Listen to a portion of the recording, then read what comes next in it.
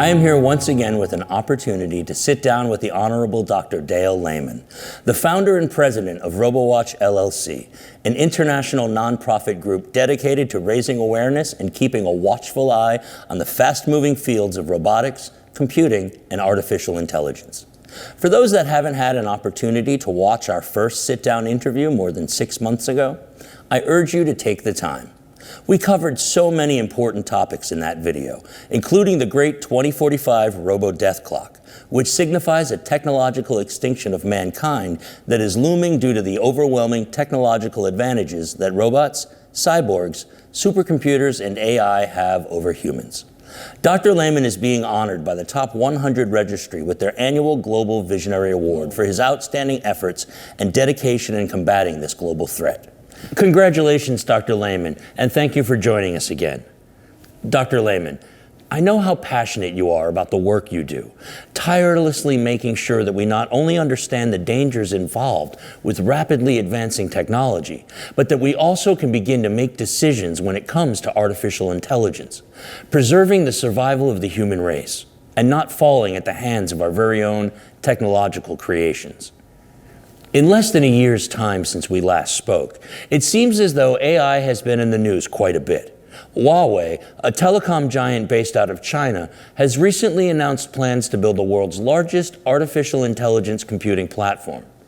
In addition, some of the world's largest corporations, including Amazon and Google, are actively implementing artificial intelligence to their various software platforms.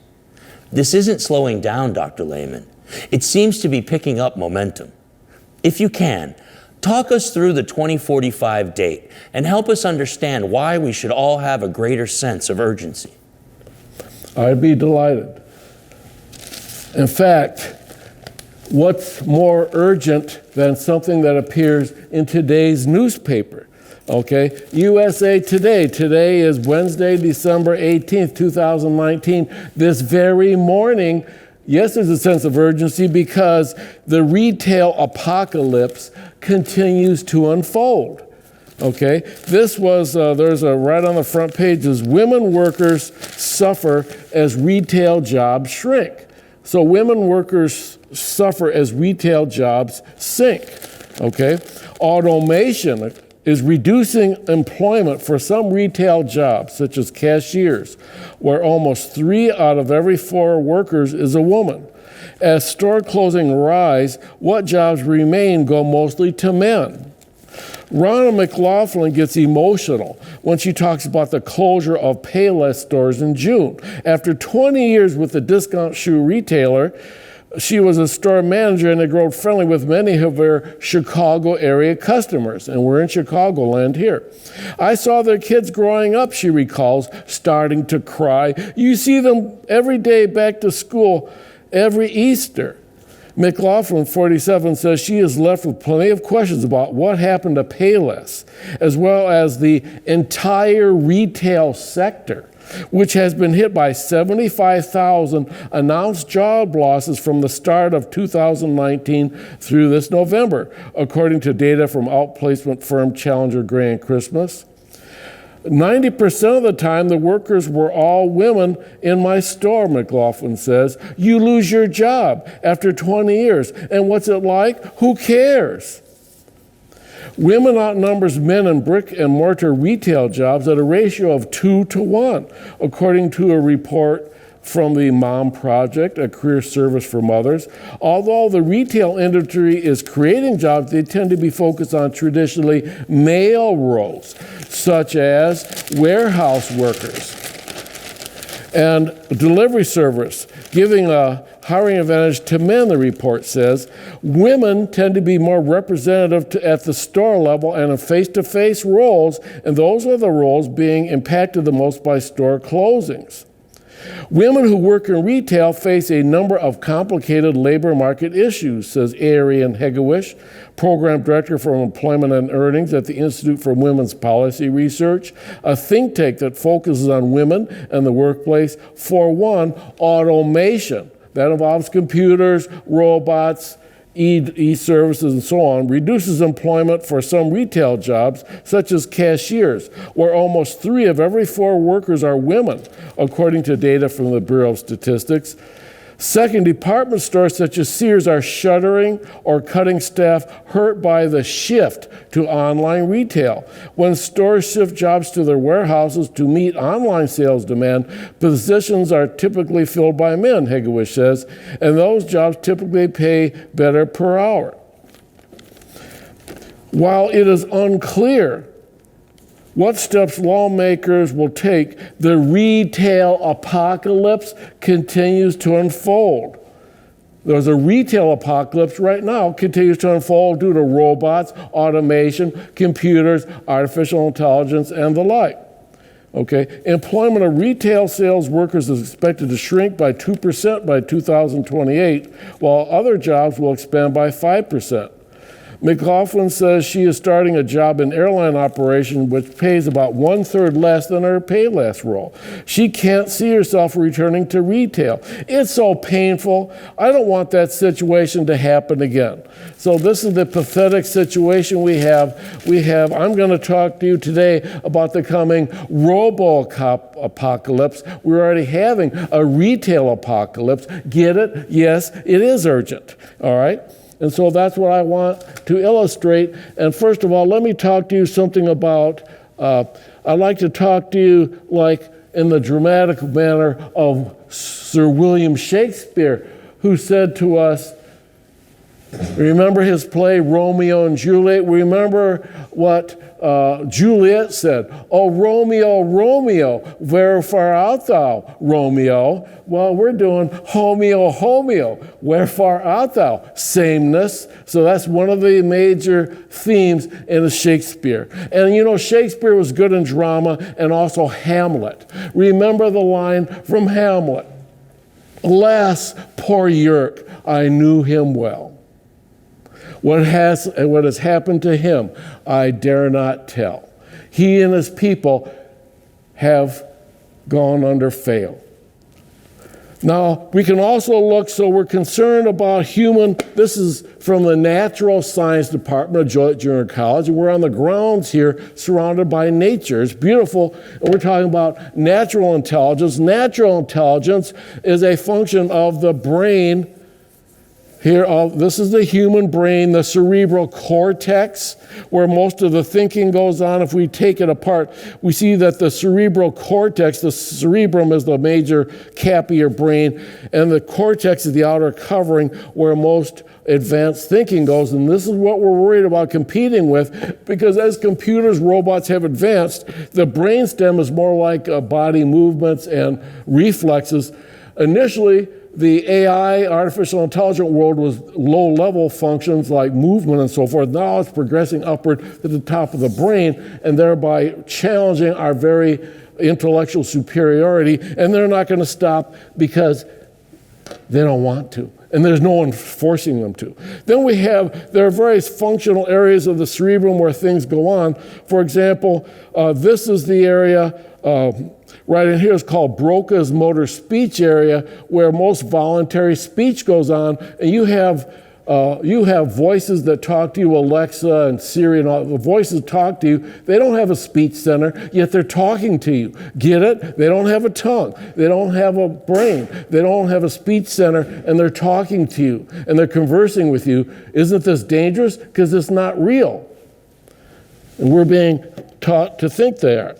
Okay, so let me tell you let me share with you then my friend here, Poor Dad. Poor Dad is going to be our future unless we do something about it. So Poor Dad, and he's going to be talking to you while we try to flip the pages, and he's going to give a warning right now, like we did last time. Tick, tock, tick, tock, tick, tock, tick, tock. So winds down the great 2045 Robo Death Clock.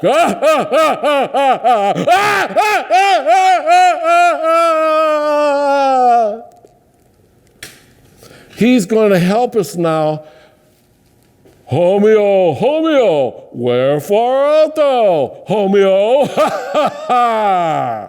So he is going to be my assistant to help me turn the pages of time, the losing and quickly running out pages of remaining time before the great robo-death year, 2045.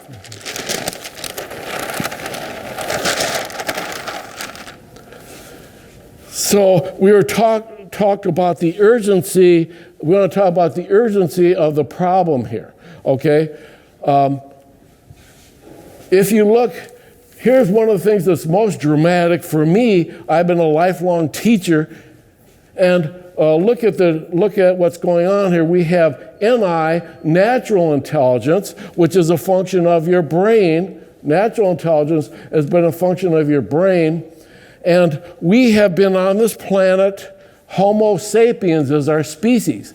The records indicate that Homo sapiens, mankind, as we have always known it, has been on this planet for about 200,000 years. And as Homeo, we're still the same. So Homo sapiens means wise man. Homeo means same, so we've been the wise man with natural intelligence, NI, of our brain, mainly our cerebrum, for 200,000 years. It's only been us with natural intelligence. Now, what about computers, robots, and so forth? My research shows that the computers, the personal computer was invented around 1941. And so you subtract 1941 from 2019, they've been here 78 years. Now, what is that? How significant is that? And why aren't we aware of the problems? We've been here for 200,000 years. For only the last 78 years of the last 200,000 have we had computers. We're barely learning how to use them, let alone worry about them. So let's divide 78 years by 200,000 years and you get 0.00038 of the time, or 0.038%. So only 0.038%, or less than 400% of mankind's total time on Earth have we had computers, let alone robots. So it's less than 400% of a time. So how are we supposed to know the dangers? That's why I think we're not aware, because we haven't been here long enough to suffer the consequences. All right? What are some of the consequences coming as robots replace us in jobs? Here's NI, natural intelligence, and I thought a thing that I wanted to show in the literature was robots will replace human teachers within 10 years.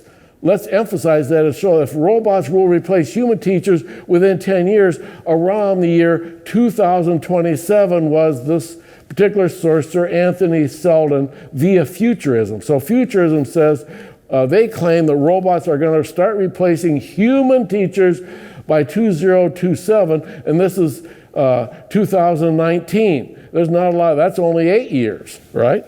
And so that's why I'm saying there's going to be a bloodletting, all right? Now, natural intelligence is our brain, but we have neurons or nerve cells. There are several billion, there are billions of nerve cells in the brain, the neurons that we do our thinking with, all right? And anyway, the neurons are the part of our brain, especially the cerebrum or the outer covering, that are specialized for various functions. Here's a functional map of our cerebrum where you have sensory motor speech, vision in the back, and so forth. There are various areas, and thinking, especially in the frontal lobes. So this is what we're worried about. What happens when the capability of computers, robots, automation, and AI far exceeds the ability of our thinking part of our brain? How are we going to defend ourselves against this new competitor that's never been on Earth before? 78 years ago. And so this was something I want to emphasize. I was very surprised by the fact that 2027 already in the literature, they're predicting that robots will start replacing human teachers within 10 years. Now it'll be within 8 years. Right now, this is like a 2017 article. So things are getting dangerous. And the thing with us is we're involved with homeostasis. We have a homeostasis. Homeo is Latin, means sameness. Stasis is control of. So homeostasis is control of sameness or relative constancy of the body's internal environment. Everything that's deep to the surface of your skin is regulated by a normal range. This is time, and over time, there's an upper normal limit, or ceiling value, and a lower normal limit, and a set point or average value. For example, your brain sets your upper normal limit of body temperature, oral body temperature, about 99.6 degrees Fahrenheit. That's the upper normal.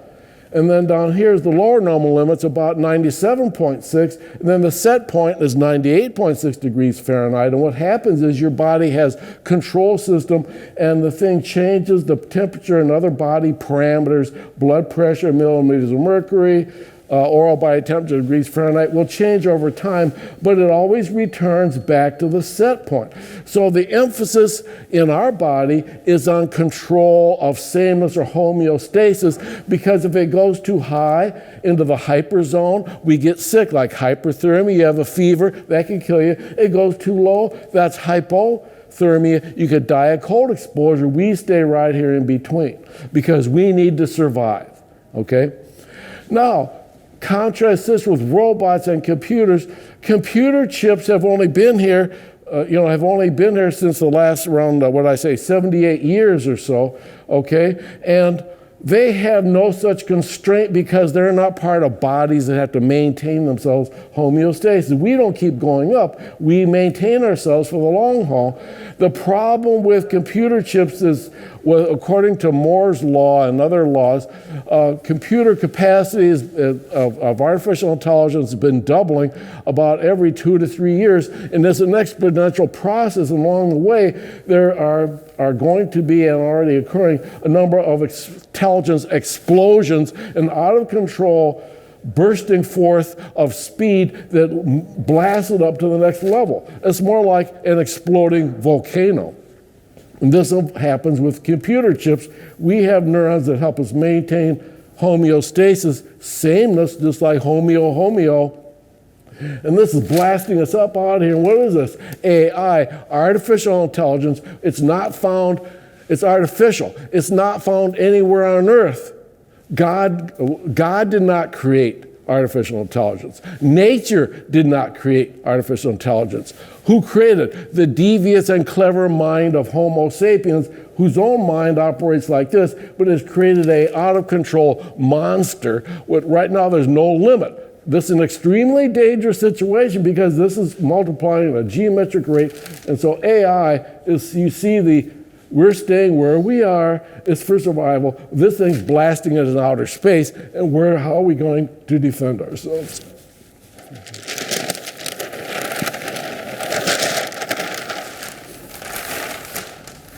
So here we are. So we had the previous one showing that we have an intelligence explosion. So AI is zooming up while homeostasis is controlling NI. We need this for our survival. They don't worry about survival because mankind made this, get it? So AI and all these robots and computers may not last that long because they're not from nature. They're from us, all right? We have passed the survival test. We've been here 200,000 years. They've only been here 78, get it? And they're already causing us problems. Do you understand? Okay, they haven't fully manifested themselves yet. Just wait. This is a warning for your own well-being, dear friends. This is NI, our own natural intelligence we have in our brain. This came from God. I believe in God. I believe I've been called here by God because I'm not being left alone, and we need to try to get through to you because it's your benefit. You are the beloved children of God as far as I'm concerned, and you're the children of nature, and you're mankind, my species. And I'm going to sit back and let you go down. And I have 4 children and a wife, and I'm not going to let them perish either. I'm going to try as hard as I can to get through to you, dearly beloved children of God, before it is too late for our natural intelligence to realize what artificial intelligence is doing. It's estimated by about 10 years from now, 2029, AI will have exploded to the point where it can pass a Turing test. A Turing test is a test for human-like intelligence, all right? It's estimated that at current rates of its expansion, by the year 2029, we will not, when you have a Turing test, you're testing something to see if it's, can you tell if it's human or not? When you can't tell if you test an AI device, a computer, a robot, if you can't tell it, if observers can't distinguish it from a human being, then it's passed the Turing test, it's achieved our level of intelligence. So that's only 10 years from now.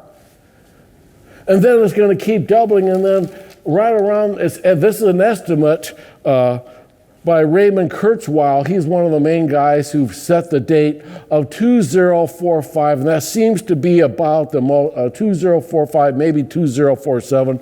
Consistent date, this is an approximate date at which the technological singularity will come. A singularity, ity means condition of, singular, little, single. A condition of a little, Houle means little, a condition of a little single event. Well, it's a big event. It's the only time when there's a sudden explosion, and artificial ASI is artificial superintelligence. We've had AI, artificial intelligence right now, but right around the year 2045, we'll have ASI, artificial superintelligence, that may be 1,000 or more times our own. Now, everything's going to be fine when all these computers, robots, and all this automation in 2045 is going to be over 1,000 times of our own, and everything's going to be all right, and they're going to still do what we want them to do. We may not even understand what they're going to be doing. So you see the grave danger, my friends? So where are we going to go? You know what, Ray Kurzweil, he's not worried. A lot of us are worried about, like me, worried about the year 2045 because it's a technological extinction of mankind, because we're not going to be able to, we're going to have Robo-Armageddon or something terrible is going to happen. Ray Kurzweil is not worried. You know what he wants to do? He says, well, I'm not worried because I'm going to put chips in my brain. I'm going to put computer chips in my brain that will artificially, so I can connect my brain to the internet, and I'm going to artificially boost my natural intelligence to match that of the computers by putting, here's a computer chip with spikes in it, here's this relative size compared to a dime, here's the cerebrum of an animal or human, see what the natural cerebrum looks like, these are blood vessels, and this is the white matter of the brain, or what's actually the gray matter, light gray, where the neurons are. And so what they're going to do is hook this up to a computer, robot, whatever, and here's an implant here. And look, they've done it for the chips. And you know, I complained about this, and I was in England, and the people who don't like me are the transhumanists and the Illuminati. The transhumanists are the cyborgs who are going across transhumanity, become cyborgs, okay? And the Illuminati are the worshipers of Satan. They don't like it. In fact, they threatened me here at junior college when I was in a computer science class about 3 years ago, and they warned me, we are watching you. This is a warning. We have a right to self-defense. Okay, all right. And so they have a right to self-defense, and they're defensive, and they should be, because I'm not going to just let them do this. But here's what they said when I was at England, and I heard one of them speaking, a professor, and he says, the cyborgs will be running the show in the future. If you want to be a chimpanzee, remain a human being. The cyborgs will be running the show in the future. If you want to be a chimpanzee, remain a human being. Well, even the chimpanzees aren't being left alone. They're putting electrodes in their brain and experimenting with them. So this is how dire the situation is getting. You recently appeared on the cover of the Top 100 Registry as Elad, an alien alter ego creation of yours. Can you tell us a little bit about Elad, his significance, and what role he plays in raising awareness in the fields of AI and robotics? Thank you for asking that. Elad is my alter ego, and this is necessary for us to go about Elad because, as I mentioned earlier, we've had a limited experience on this planet. We've only had AI, computers, and robots here for 78 years, which is less than less than 400% of the time of our 200,000 years. So how are we supposed to know?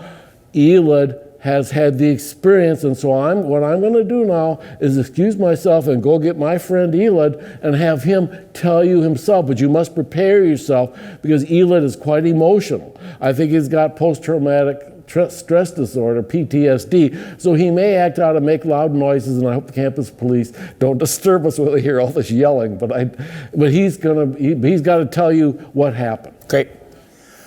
And we should have an arrival of Elad just about any moment now. Oh. I think here he is. Oh.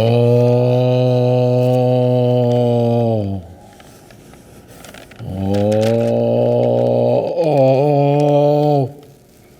Oh. Oh.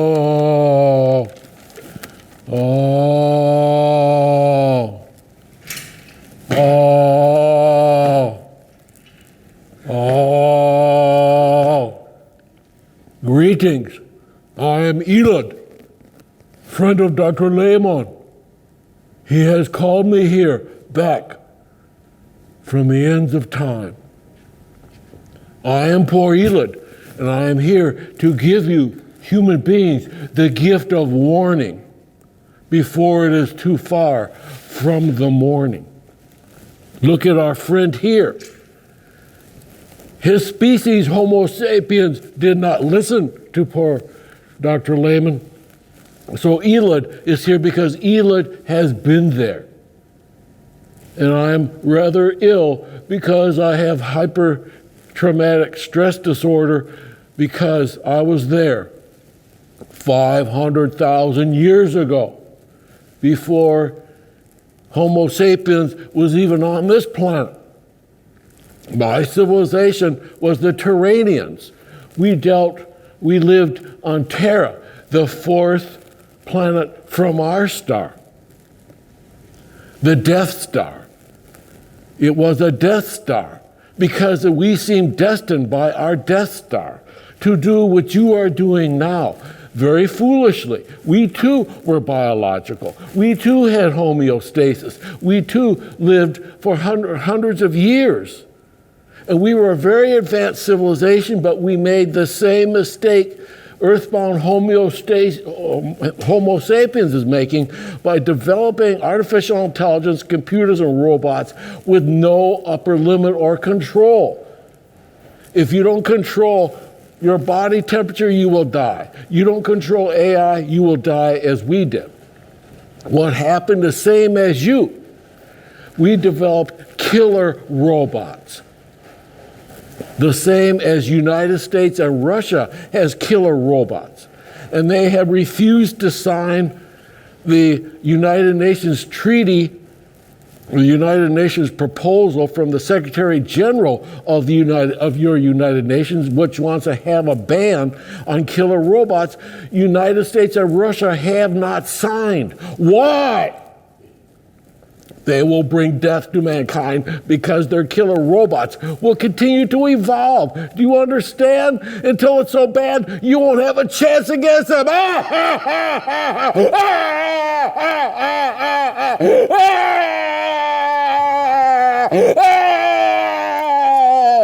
I come now for mercy. This is Christmas time. And Father Christmas, God has called me from back into the future through a space-time warp in a black hole. It's time for you to listen. The space robots invaded us from behind the Death Star in outer space. You were putting AI and robots in outer space, and so are your adversaries, the Russians. We did also. This is terminal foolhardiness because there was no place for Turanians to hide.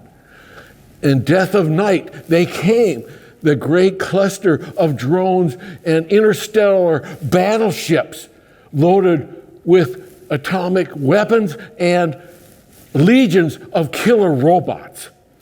The killer robots, they dropped them at night by the millions onto our planet, while us and our children slept. without even knocking on the door. The millions of killer robots bashed through our doors, and I was asleep with my wife and my 4 children. They didn't have a chance. They blasted us with their ray guns and they were disintegrated on the spot. And I hid under the bed like a fool. Why? Because I was scared and I'm a coward. And I feel badly for it because I didn't even save my own family. Don't you care about yours? What's wrong with you? I'm going to come with my teeth and I'm going to bite your face off and I'm going to tear flesh out of your face unless you listen to poor Elon. This is for your own self-benefit. You refuse to listen to Dr. Layman. I'm here to try to convince you before it is too late. Sorry if I seem angry and upset, because I am. Can't we do anything to stop this? Then I will get down on my knees where mankind is. And knows it not. I beg you now to listen to Dr. Layman. This is a turning point of human history. Your teachers will be replaced by robots in 2047, okay, or 2027 already. There's not much time left. I beg you to listen. We need to have laws restricting AI and robots. Sign the agreement for the United Nations before it is too late, because they went throughout the world and they landed with their big terrestrial robotic killer machines and tanks and their millions of soldiers, and they tore apart our whole civilization. We fought back with our own nuclear weapons, but as this was Robo-Armageddon. The two armies basically destroyed one another. There was nothing left of Terra. I somehow got on a spaceship, blasted through at hypersonic speeds through a black hole of outer space, and came here on Earth. And poor Dr. Layman has tried to shelter me until I can come out and try to appeal to you. Please listen, I beg you, before it is too late. Please, my children are dead. My wife is dead. Everyone knows I'm gone. There's no one left. Please listen to poor Elon. I was a coward then. Let me be courageous now. Please, I beg you to listen. Thank you. Thank you, Elon. Great to have you back, Dr. Layman. Thank you so much for letting us speak with Elon. It seems as though the world around us is becoming flooded with artificial intelligence. Our phones, our cars, our televisions, the marketing and advertising we are exposed to. It's all around us. What effects do you see this potentially having on us as humans as we continue down this path? Thank you, Daniel. I can characterize this question as saying the potential future effects of AI upon humanity. Part A, some expert opinions. Let's see what are some recent opinions. Here's a pro. AI is already helping us diagnose diseases better, match up drugs with people so they can get treated better. In the next 5 to 10 years, AI is going to deliver so many improvements in the quality of our lives. I am really optimistic. Who said that? Mark Zuckerberg, the head of Facebook. But what is wrong with that? Zuckerberg is limiting his focus to the short-term effects of AI, only the next 5 to 10 years.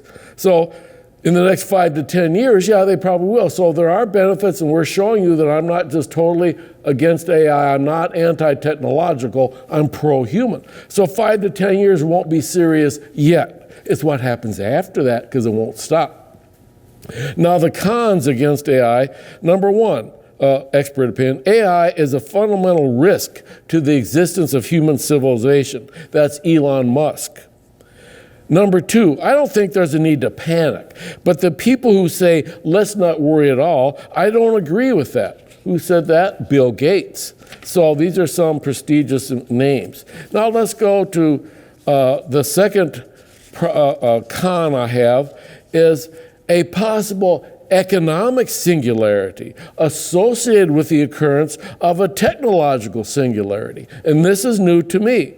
Kevin Morris and Dan Robisky have quite recently, in March 2019, extended the warning of a technological singularity occurring around the year 2005 to include a new futurist sphere. Economic singularity could kill jobs forever. And fear the economic singularity. Will machines own us? Dan Robisky fears a coming economic robot revolution.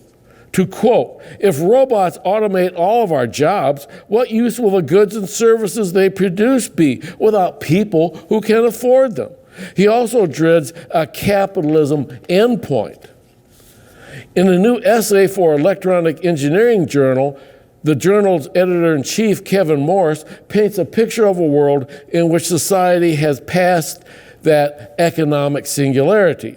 Robots and AI have taken all the jobs, and now they plug away, manufacturing goods that a world of unemployed humans can't afford to buy. It's an economic singularity. Morris suggests that the economic singularity is the natural endpoint of hyper-competitive, self-consuming capitalism.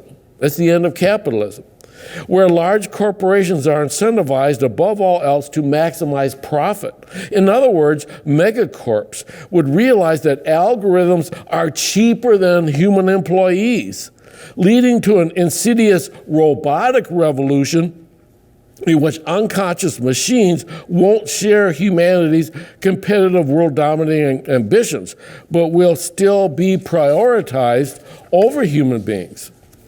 As more businesses opt to automate their workforces, as we complained already about USA Today, about these places where ladies shop in malls, Morris predicts that we'll see two competing trends: increasingly cheap but high quality goods manufactured by automated businesses, and an increasingly impoverished human population that can't afford them. So it's an economic disaster, an economic singularity.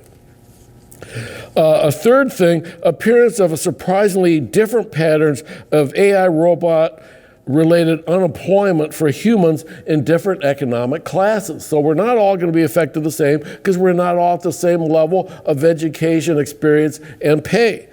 New 2019 research from the Brookings Institute shows that robots and software that dominate the automation field seem to be mostly involving routine or rule-based tasks, and thus they threaten mainly lower-paying or middle-paying human jobs.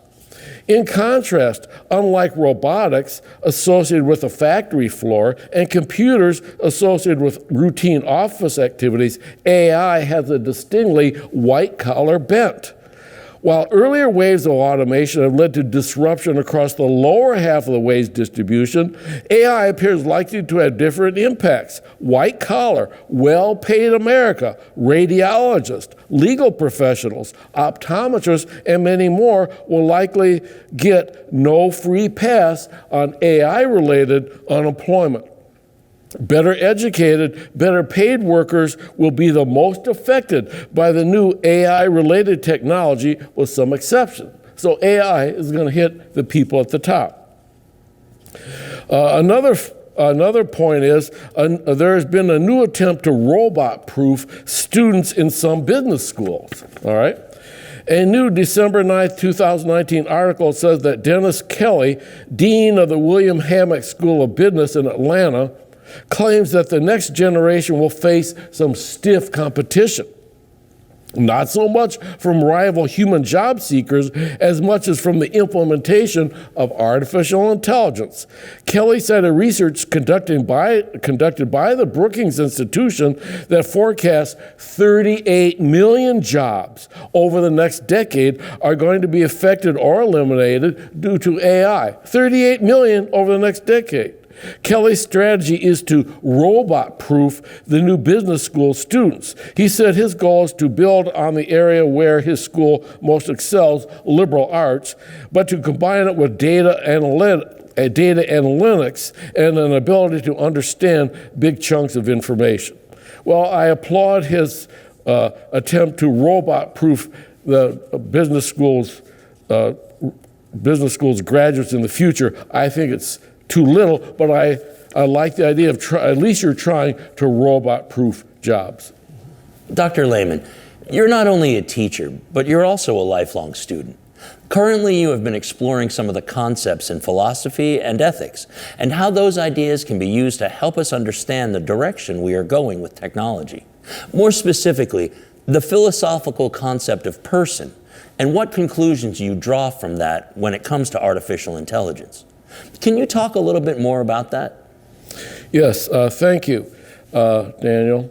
The philosophical question of person largely depends upon which particular theory or argument for personhood that you support. Quite often, philosophers provide us with several alternative theories for some particular phenomenon, such as that of being a person or not being a person. Either you are or you're not. Why are we looking at this here in Robowatch? What if robots gain personhood? Will that mean they get to vote? Will they have the same rights you do? Will they be able to drive? See?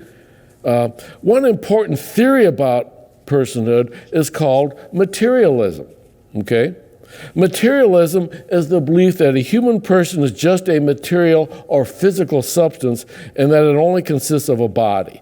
Let me then show you my chart here, and we can talk with this chart for a bit.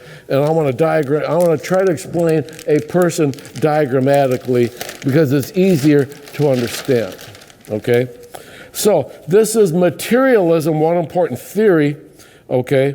Materialism says that the human person equals a body. In other words, a material or physical substance. So that is true. We know we take up space, so we're a body, material or physical substance. And then this body, in turn, if you ultimately break down if it's got material or physical substances, they're chemical molecules and so forth. Eventually, you get down to the lowest level, the collection of atoms, the individual bits of the chemical elements. And there are four major chemical atoms or elements in the human body: C, carbon; O, oxygen; H, hydrogen; and N, nitrogen. So then we can then make a body, shape of a body. So we're a living body composed of C, O, H, and N: carbon, oxygen, hydrogen, and nitrogen. Okay, I wouldn't con you about that because it's true.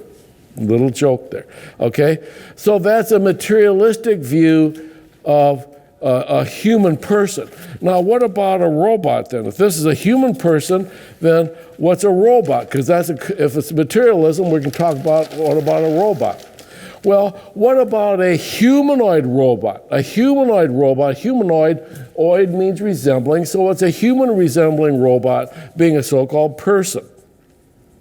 Now, a robot has, its main chemicals are carbon, but it's got aluminum and Fe, iron. So aluminum and iron make up most of the body, and carbon. So the three most common atoms or elements in this non-living human-shaped body are carbon, C, aluminum, Al, and iron, Fe. So this is a non-living, not a human body, a non-living human-shaped body. But you see the similarities from materialism. It's just a different body. It's pretty much the same shape, and it's got the major atoms are different than ours that are COHN. They're Cal and Fe. All right, so there are some major differences. Can that be a person? Well, I think a better fit is mind-body dualism, because the question we have for materialism, well, how do we think then? If we're just a bunch of atoms, then how do we control the environment? How do we think? That probably is not a good enough explanation, even though it's simple. The principle of parsimony says the simplest argument is usually the best, but it's not complete enough. We need to talk about a mind or thinking apparatus or a soul. A human person is a living body. It is not equal to a machine, okay, plus a real soul. By a soul, I mean something you can't really see. The processes or spirit of our mind. You can't see your mind. You can see your brain, your cerebrum, but not the mind. This is where natural intelligence, NI, dwells. And our real soul is NI, natural intelligence, our thoughts, our feelings, our emotions, and our conceptions. That's our real soul. And if you believe in certain religions, you have an afterlife. This is the soul or spirit which is retained when you die. But whether that's true or not, we can still think of a real soul being thinking and these types of things.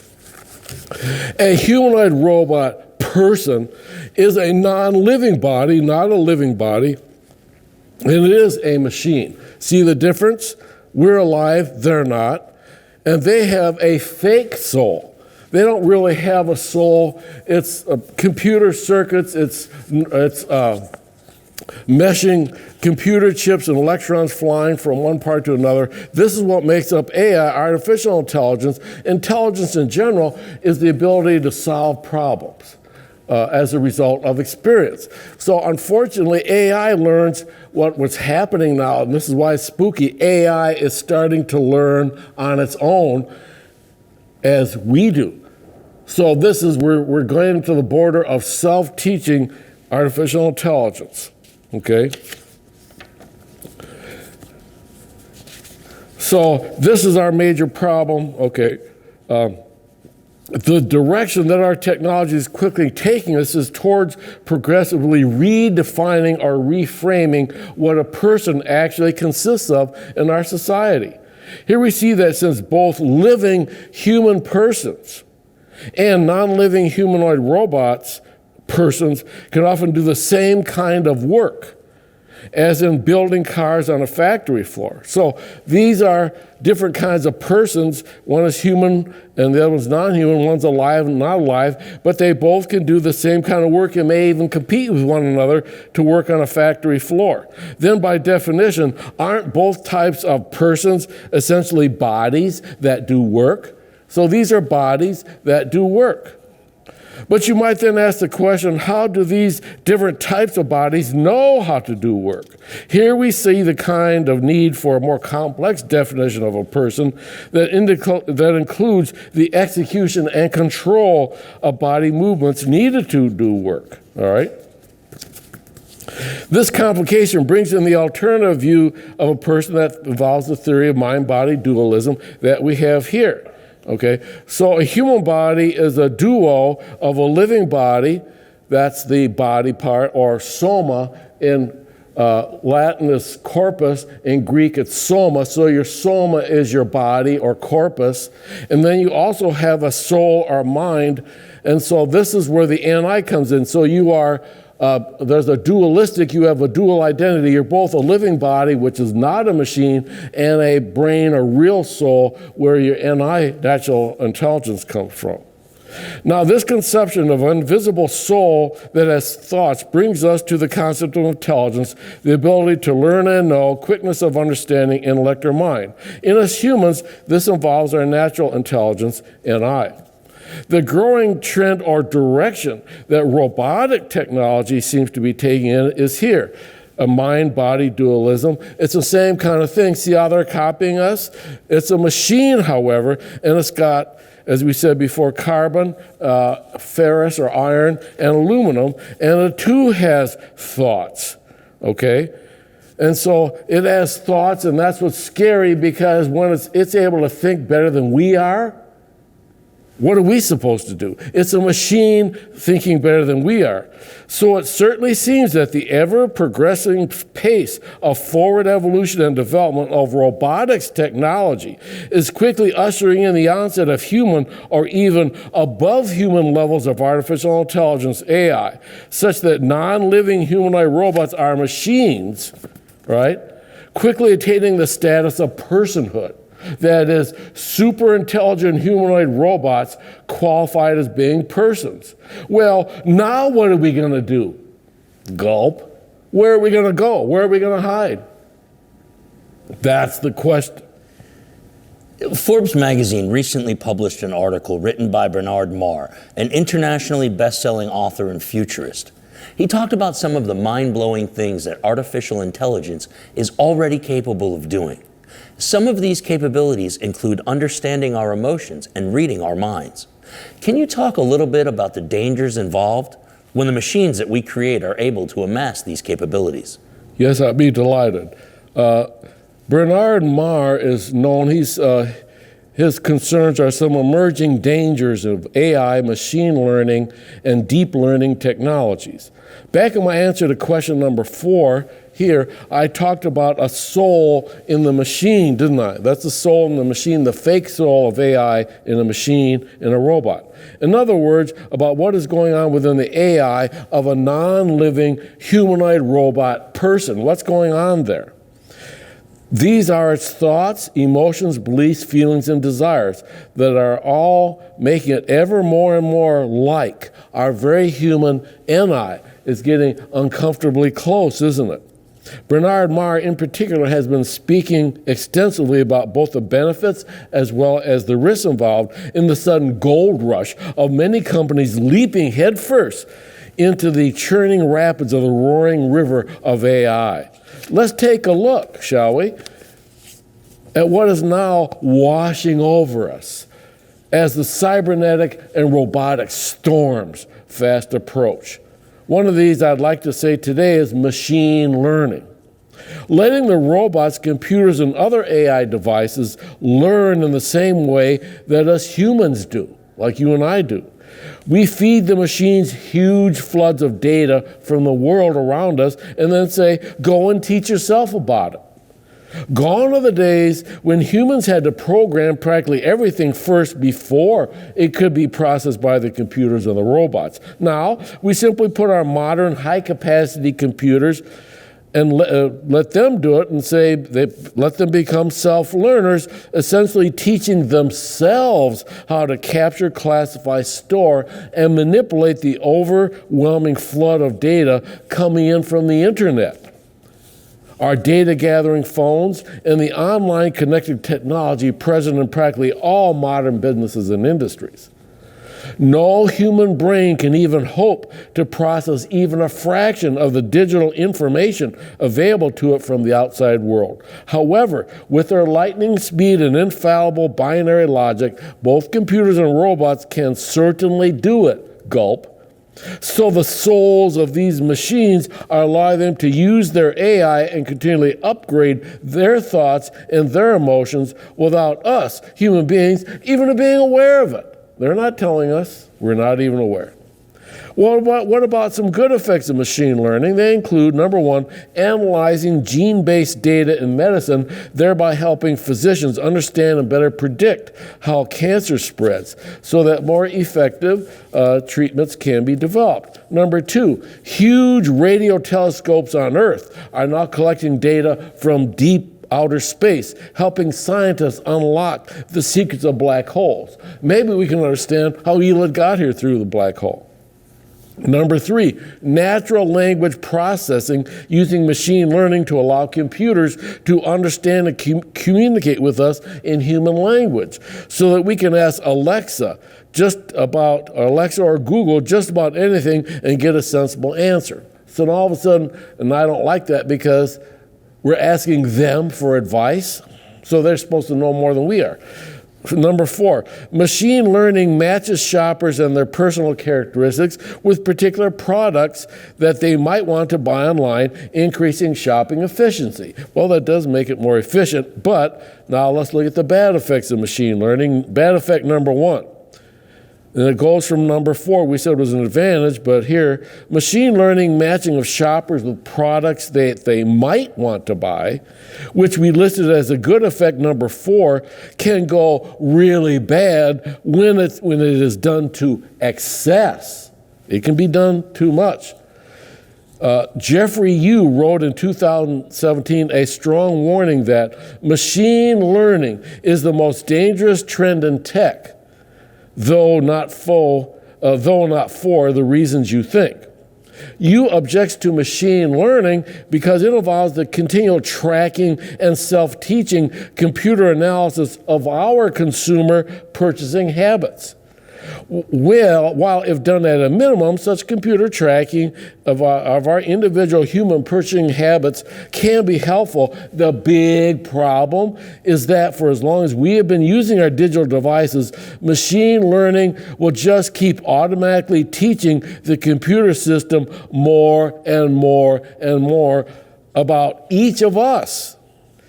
You warns us that companies like Google already know more about you than any other human being does. How do you like that? Google knows more about me and you than any other human being does already. But with a more sophisticated machine learning we'll come across in 10 to 20 years, they'll be able to build a complete psychological profile of people, you and I, in your position. Now, have a complete psychological profile of us, and we're not aware of it. All that requires a heck of a lot of data being collected on you and me. You says, let's be frank, data privacy for most people has already gone the way of the dodo bird. You comments that the future with ubiquitous machine learning everywhere might not be Skynet, but it might look an awful lot like 1984. If you remember, we're watching you, 1984. And sophisticated machine learning plus excessive amounts of your personal data means companies will identify your emotional triggers very, very quickly. They're looking at you and they're going to identify and target you by your emotional triggers. Poor, unsuspecting fools we are. You openly fret that there will be a future where companies have total knowledge of everything we do and know the triggers to make us do what they want. Don't know our triggers. You says that this is a future Big Brother would envy. And if that's not terrifying to you, then you have a much greater faith in the inherent goodness of corporations than I do. To prevent that, to maintain some level of privacy, we need to get people talking. You pushes us ahead, talking about how these companies collect information, about what they can learn from it, about how they can use it, and how that will change as algorithms become more and more sophisticated. Instead of just hopping on the latest Silicon Valley trend and drinking the Kool-Aid, we need to ask questions and get answers. We need to demand them. Otherwise, it might be a very, very scary world in just a few years. That's what you has warned us. You had spoken recently about the slippery slope argument when it comes to AI and robotics. There is no question that the technologies that we are creating do at times have very helpful and practical applications. Where is the balance? Is it possible to continue to innovate and to continue to solve problems through technology and still be mindful of the potential disaster that could be looming ahead? Good question. The slippery slope argument helps us think.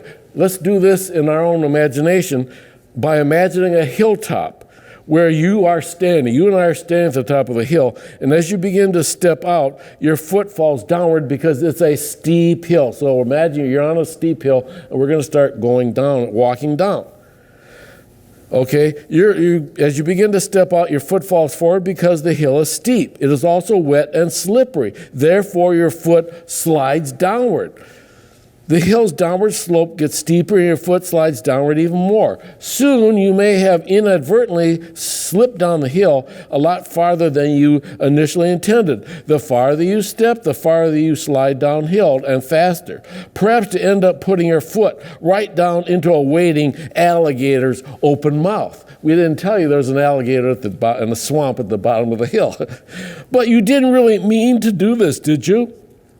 So the slippery slope argument views our individual decisions not on their own, but as the potential beginning of a new trend. This argument is often used in ethics to discuss as controversial topics as euthanasia, putting someone to death, mercy killing, and it may get bad if you just let it start.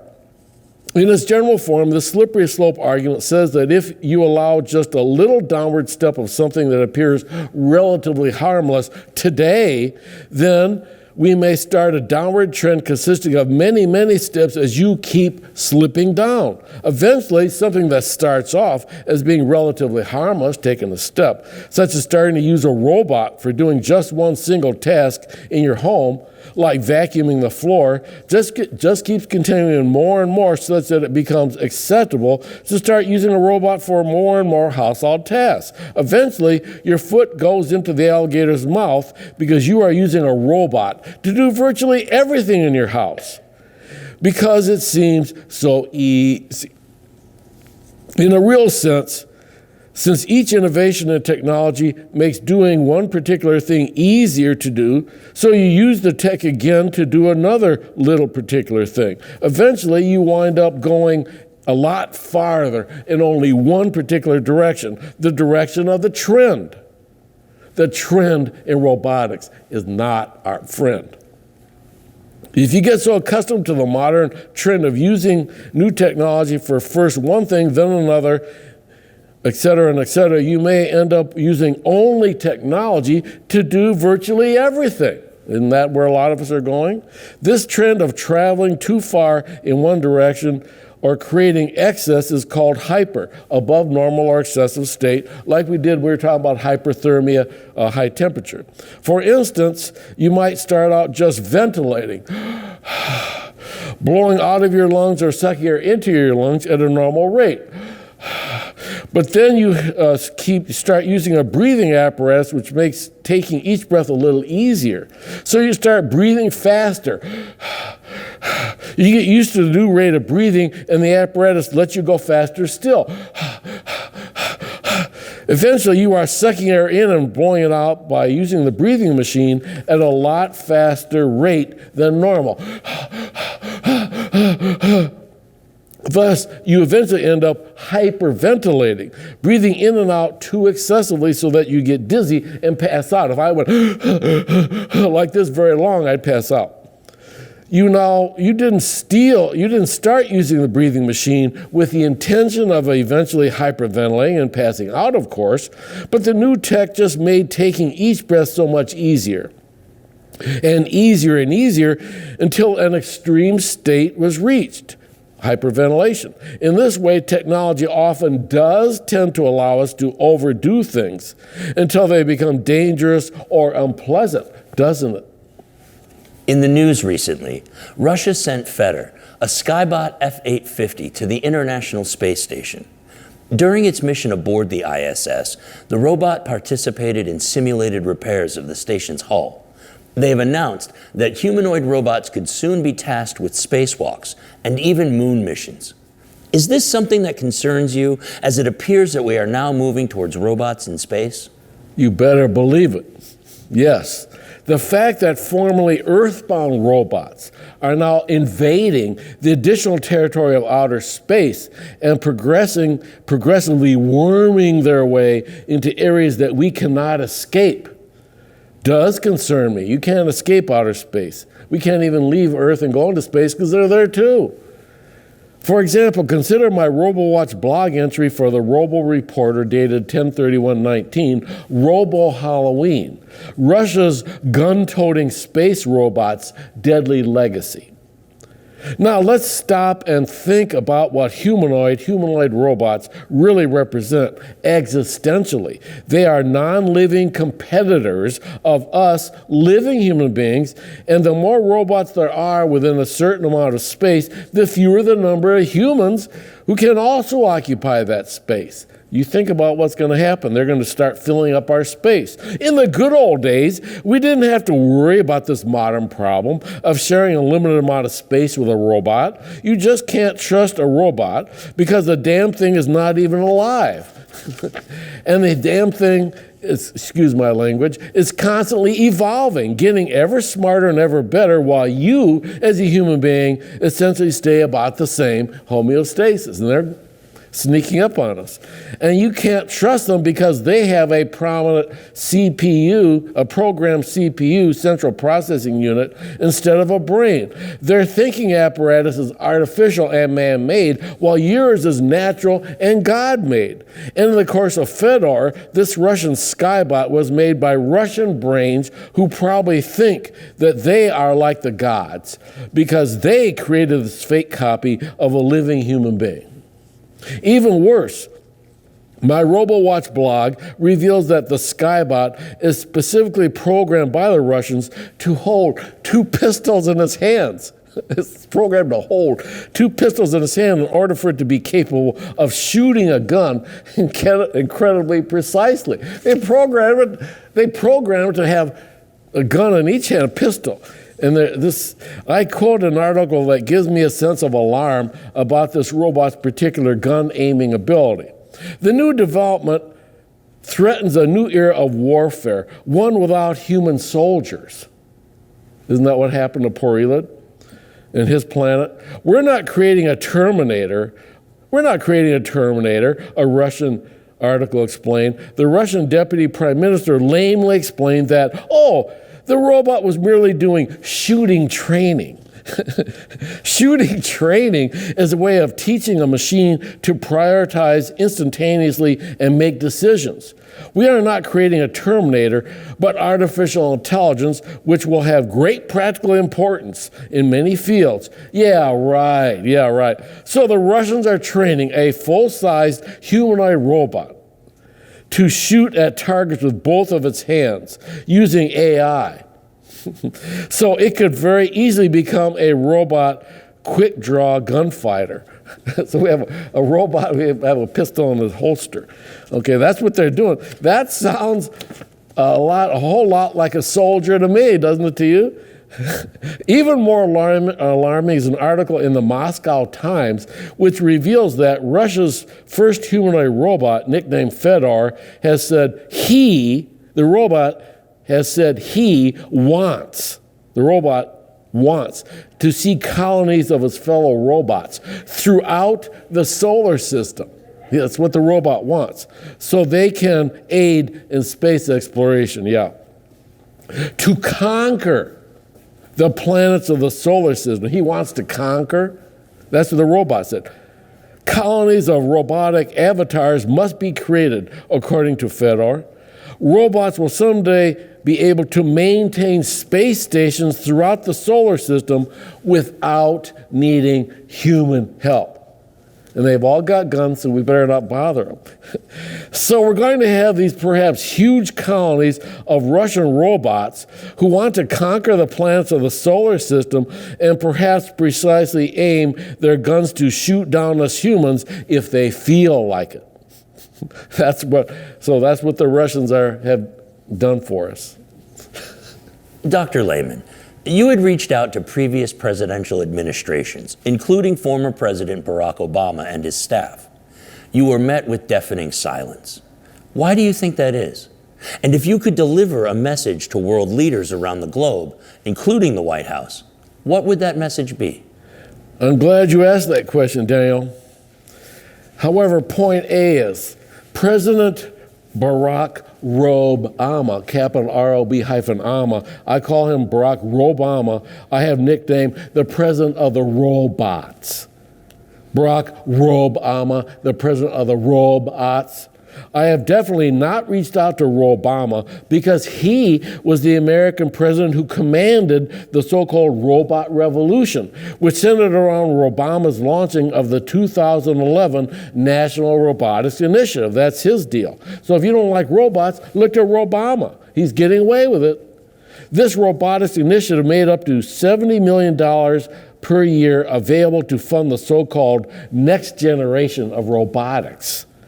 The focus here was supposedly on developing robots that can work closely with humans, helping factory workers, healthcare providers, soldiers, surgeons, and astronauts to carry out their important tasks. But the anti-robot camp during 2011 worriedly asked, do robots take people's jobs? They're worried about it in 2011.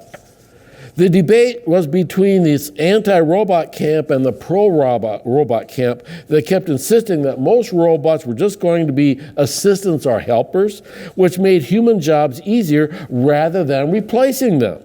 Of course, Barack Obama was firmly in the pro-robot camp. Why? It was reported that President Barack Obama loves robots. He's invited bots to the White House and has even befriended a Japanese android. By this was meant Asimo, the humanoid robot from Japan. There is even a 2011 video clip showing Obama grinning from ear to ear while he and his pal Asimo kick a ball back and forth between them. So I recommend everybody look at 2011 Asimo and Obama's grinning from ear, and he's kicking a ball back and forth to this robot. He loves him. I would therefore classify Obama as being a machine-addicted technophile, a person who has an excessive or abnormal love for technology. Phile, P-H-I-L-E, means abnormal love or attraction. That's an abnormal psychology term. He has even been called America's first tech president. Okay, point B. President Donald Trump, in contrast, seems to be a strong supporter of all forms of American business, especially those involved in energy and manufacturing, which often includes the use of robots. He has spoken at a few conferences of manufacturers which involve robotics. However, I see him mainly as a promoter of American first prosperity and business profits first. I would not consider him a lover of robots, but rather a practical acceptor of robots in American life. I strongly wish, however, that President Trump was not a practical acceptor of robots. Early in his administration, I wrote a letter to Trump and sent it to the White House. I pointed out that Barack Obama was a president of the robots and that this attitude was putting both our American jobs and our future security at dire risk. Sadly, this has only resulted in a deafening silence from President Trump. Persevering, I have donated money to Trump's re-election campaign with the national Republican leadership very enthusiastically responding by mailing more and more requests for my funds. They know what they want money, they're not going to help me. I strongly feel that there is a definite robo-blindness among many high Republican leaders who probably see robots and AI just from the practical angle of reducing human labor costs and helping keep company profits high. I do not think that most Republican leaders have been adequately educated in philosophy, ethics, and associated scientific principles that would help them to better visualize and understand the grave long-term dangers of the now totally uncontrolled and ever faster and faster blistering pace of robotic and AI evolution. After all, wasn't this fact part of the problem that poor Elon had in failing to persuade his planet's leaders about their own grave robot and AI peril? Remember the killer robots did him in. Not just giving up. In October 28th of this year, I attended the Trump Victory Chicago, Illinois lunch with Donald J. Trump as a special guest. Just prior to the lunch, I sent emails to both Caitlin Siegel of Trump Victory and the chairwoman Ronna McDaniel of the Republican National Committee. I pushed them to read my blog for Robowatch, where the Robo Reporter 102519 has the alarming article entitled "Robots to Replace 200,000 Banking Jobs, Reversing Trump's Job Recovery." Sadly, dear friends of mankind, I have had no response to my strong evidence-based article except for crickets. We're going to lose 200,000 banking jobs and no one's responding. Point C, the conjoint Obama and Trump presidential failures to recognize the grave robo-AI future that is all too quickly descending upon us. They both failed. One of the most potentially serious and even deadly results is the extensive proliferation of killer robots in the U.S. military. Back in 2011, Barack Obama was quite cocky and naive about this deadly emerging threat. To quote Obama, he flippantly said, "You might not know this, but one of my responsibilities as Commander-in-Chief is to keep an eye on robots. And I'm pleased to report that the robots you manufacture here seem peaceful, at least for now." So he's naive.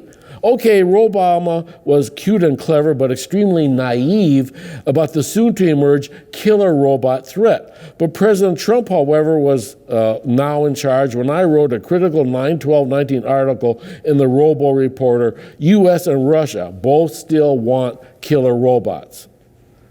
I'm trying. I printed out that these killer robots are powered by AI and are also largely autonomous or self-regulating. Therefore, as the technological singularity of 2045, 2047 quickly approaches, there is a terrifying risk that the U.S. and Russia's killer robots could escape our mere puny human control. We're not going to be able to control them. If they acquire real superintelligence, then why would these very deadly killer robots not just turn on us and blast us off the face of the earth? Point D, a message to world leaders, especially to Antonio Guterres, Secretary General of the United Nations. On November 11, 2018, the Secretary General formally recognized the grave threat posed by lethal autonomous weapons, such as killer robots. During his critical address to the United Nations, Guterres asked the world body, imagine the consequences of an autonomous system that could, by itself, target and attack human beings. I call upon states to ban these weapons, which are politically unacceptable and morally repugnant. Just this past Monday, December 16th, the Daily Mail online featured an article titled, Killer Robots Could Take the Place of Soldiers in a War Triggered by a Massive Cyber Attack, UN Secretary General warns.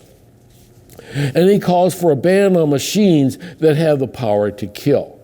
The Daily Mail explains that the warning comes as major military powers are racing to develop weapons that select and fire on targets without meaningful human control. These largely automatic systems have driven fears the weapons could become uncontrollable and wipe out huge numbers of people. In consideration of the fast-approaching technological singularity and its virtually certain creation of artificial superintelligence, or ASI, no individual country on the earth, and not even all the countries upon the earth, will even have a chance to survive past the great robo-death year 2045. Therefore, we must help all world leaders truly learn the critical lesson of human survival provided to us by the strange thought experiment of Elad, the extraterrestrial, so that we might still survive, God willing, past the great robo-death year 2045. Second, as an associated strategy, I would add that we also need to set up an international limit upon robotic and AI evolution in general, or else we may also face an additional type of global economic singularity, as I mentioned earlier. In the second type of singularity, we will suddenly have no jobs because robots and AI will be doing all the work. In the end, therefore, we may not even have a way for us mere humans to make a living. Finally, we must limit the now unrestricted use of computer chip brain implants or neuroprostheses to people who need them for medical purposes only. Otherwise, we'll end up with a transhumanist world society whose guiding theme is the cyborgs will be running the show in the future. If you want to be a chimpanzee, remain a human being. Lastly, Dr. Layman, what's next on the horizon for you? We have established that we find ourselves in somewhat of an arms race, artificial intelligence versus natural intelligence. For every person like yourself working toward the preservation of our species for future generations, there might be several working toward advancing technology as rapidly as possible. What can we look forward to from Robowatch LLC in the coming years? Thank you for asking that question.